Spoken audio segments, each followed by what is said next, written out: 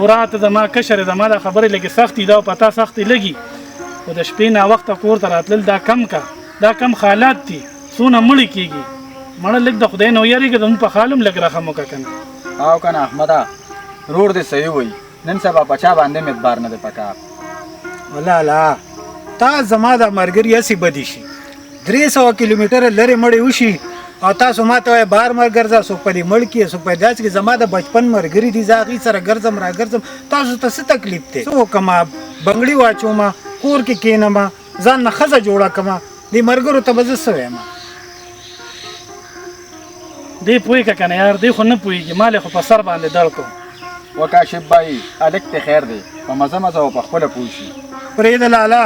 بس لوپټه به په سر کړمه کور کې به کښېنم بار به نه وځمه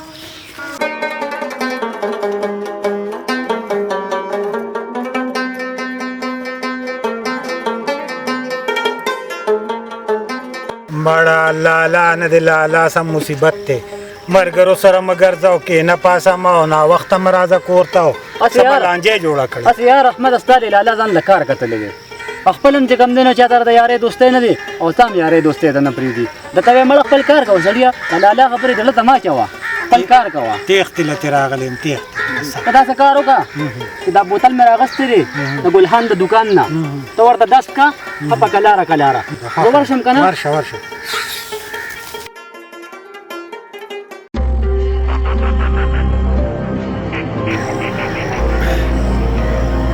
ما ډېرې بوتل اسکلي خو د دې بوتل د خوند ډېر بلشان غونده کې و سر یې را باندې وغورځاوه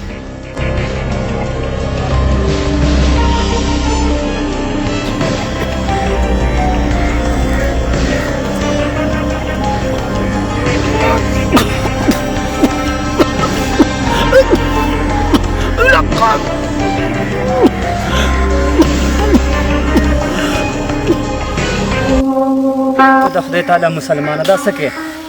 ظالمه دا خو زما یار دی یار څوک وژني په یار خو خلک خپل سر قربانوي مړه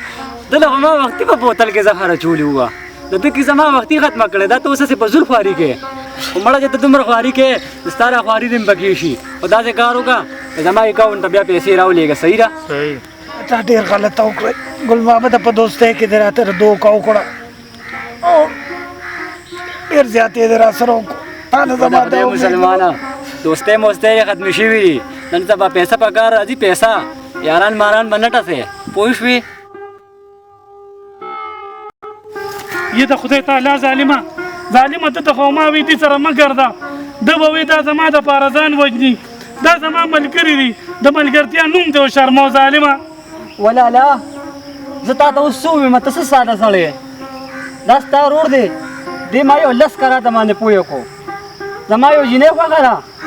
او دې په هغه چینچۍ پسې هغه سکول ته تله دې بار سهار په هغې پسې روان و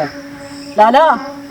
دې نه صبرېږه زما نه و ظالمه ما ته به دې ګیله کړې وه که نه د دې خبرې خو دا لار نه وه که نه ولالا ما سره بله لار نه وه دې ما یو 10 پیرې پوه کړې وه ما چې څه مې وکړو د خپلې مجبورۍ نه مې وکړو هغه مشران صحیح وایي چې نن سبا ښه انسان هغه دی چې ستا ښه ملګري یا خو بیا دا خبره هم کوي چې ستا نن سبا غټ دشمن هغه دی